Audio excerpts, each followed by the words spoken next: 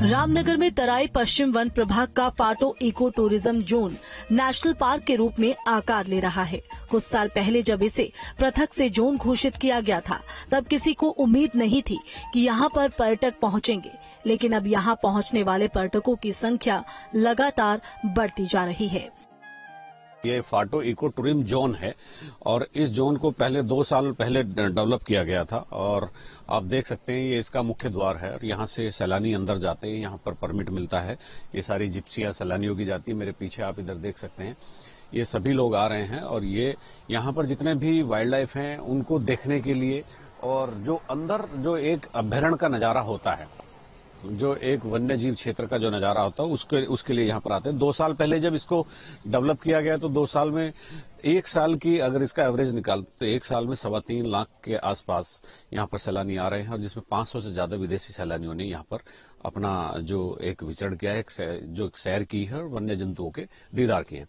और रेवेन्यू के मामले में भी जब इसको सरकार ने यहाँ पर डेवलप किया तो असमंजसता थी कि यहाँ से रेवेन्यू मिलेगा कि नहीं, लेकिन पिछले 1 साल में इस फाटो इको टूरिज्म जोन ने सरकार को 2.5 करोड़ रुपए का रेवेन्यू भी दिया है। आप मेरे साथ बने रहिएगा, मैं आपको अंदर क्या इसके है, किस तरह के जीव जंतु यहाँ का विचरण करते हैं, मैं आपको सारी चीजों के दर्शन कराऊंगा। सभी जितने भी, क्योंकि उनका विचरण अपने हिसाब से होता है, अगर वो सामने पड़ते हैं तो देखिएगा कि कितने अंदर कितना प्यारा माहौल है और कितनी खूबसूरत वादियां यहाँ पर है, कितने वन्य जंतु यहाँ पर विचरण करते हैं। एक अनुमान के मुताबिक पिछले 2 साल में यहाँ 3 लाख से भी ज्यादा पर्यटक पहुँचे हैं, जो कि अपने आप में एक बड़ा आंकड़ा है। जिसके बाद अब ये eco tourism zone Jim Corbett को टक्कर देते दिखाई दे रहा है। जंगल में जब सैलानी आते हैं तो उनकी देखने की एक तमन्ना होती है कि वन्य जीव किसी तरह से उनको दर्शन दे दें। तो आप उधर मेरे पीछे की तरफ मैं अपने सहयोग कैमरामैन सोनी कुमार से कहूंगा कि उनको दिखाएं। देखिए, हिरणों का एक झुंड है यहाँ और यहाँ पर ये विचरण कर रहे हैं। यहाँ एक पीने के पानी का इनके लिए एक तालाब जैसा, एक पोंड जैसा बनाया गया है यहाँ पर, जो तराई पश्चिम वन प्रभाग है उसके प्रशासन की तरफ से। और देखिए, आप देख सकते हैं कि इसमें तकरीबन 1 दर्जन से भी ज्यादा हिरण हैं और वो विचरण कर रहे हैं और बहुत ही एकदम बिंदास आ जा रहे हैं, अटखेलियां कर रहे हैं एक दूसरे के साथ। और ये देखिए, ये किस तरह से दौड़ते हुए यहाँ से अब प्रस्थान कर रहे हैं, क्योंकि उन्हें लग रहा है कि कोई उनको देख रहा है, उन्हें लग रहा है कि कोई उनकी जो व्यवस्था है, जो नेचुरल व्यवस्था है, उसमें व्यवधान करने की कोशिश कर रहा है। तो इसलिए सैलानियों को बहुत ही संयम बरतना होता है ताकि वन्यजीव का किसी तरह से कोई उसकी जो एक नेचुरल सिस्टम बना हुआ है, उसकी जो दिनचर्या है, उसमें किसी तरह का कोई व्यवधान पैदा ना हो। तो इसलिए सैलानियों की भी ये जिम्मेदारी बनती है, पर्यटकों की जिम्मेदारी बनती है कि वो वन्य जीवों के जो प्राकृतिक जो दिनचर्या है उसमें सहयोग करें। Phato eco tourism zone national park में जैव विविधता की भरमार है, जिसका दीदार करने के लिए दूर दूर से पर्यटक यहाँ आते हैं। मैं इस समय फाटो जोन में हूं, जैसा अभी बताया था। तो और मेरे पीछे देख सकते हैं जंगल के भीतर, जहां एकदम बहुत ही घना जंगल होगा या किसी जिम कॉर्बेट या कोई नेशनल पार्क होगा, तो वहां पर इस तरह की बामी आपको देखने को जरूर मिलेंगी। और ये एक नहीं, मतलब सैकड़ों की संख्या में होंगी, जो रास्ते के दोनों तरफ लगी होंगी। और ये इसको दीमक का घर कहते हैं। यहाँ पर जितने भी ये पेड़ पत्ते जो उसके अनुकूल होते हैं, उन्हें खाकर यहाँ पर दीमक ये रहती है। तो इसके बारे में आप कुछ बता रहे थे, क्या है ये बताइए। सर, ये टर्माइट सिले दीमक का घर है। दीमक की बामी जंगल के अंदर जितनी पेड़ गिरे वो होते हैं, जितनी भी लीव्स वगैरह होती है, सबको खाने के बाद डिकम्पोज कर देती है ना ये दीमक। फूड चेन भी है। इसको कौन खाता है? इसको सर भालू खाता है, डियर खाता है, मंकी खाते हैं इसको ना, मतलब वाइल्ड बोर ये खाते हैं इसको ना। अच्छा, देखिए ये भी फूड चेन का हिस्सा है बामी। ये एक महत्वपूर्ण बात है कि ये फूड चेन का हिस्सा है। ये जिस तरह से हमारे बायोलॉजी में एक चीज पढ़ाई जाती है कि फूड चेन क्या होती है, कौन किसको खाकर जिंदा रहता है, तो ये भी एक उसी का ही पार्ट है। फाटो जोन जिम कॉर्बेट रामनगर से संचालित होने वाला 10वां पर्यटन जोन है। इस गेट के खुलने से कॉर्बेट पार्क और सीताबनी टाइगर रिजर्व के अलावा पर्यटकों के लिए एक और जंगल सफारी का विकल्प बन गया है। गर्मी के चलते जो वन्य जीव हैं उनके पीने के पानी की व्यवस्था किस तरह से की जाती है, तराई पश्चिम वन प्रभाग में हम इस समय यहाँ पर मौजूद हैं। देखिए, यहाँ पर अब टैंकरों से पानी लाया जा रहा है। चूंकि भीषण गर्मी है, अभी बारिश हुई नहीं है, नदियों का जलस्तर भी बहुत नीचे उतरा हुआ है। फिर यहाँ पर दूसरी तरह का किसी तरह का कोई जल स्रोत नहीं है। यहाँ पहले पेयजल की एक लाइन भी बिछाई गई थी ताकि यहाँ जितने भी ऐसे वाटर होल बने हुए हैं वहां पर पाइपलाइन से पानी भिजवाया जाए। लेकिन जब हाथी जैसे बड़े जानवर जब यहाँ चलते हैं तो वो लाइनें क्षतिग्रस्त हो जाती हैं।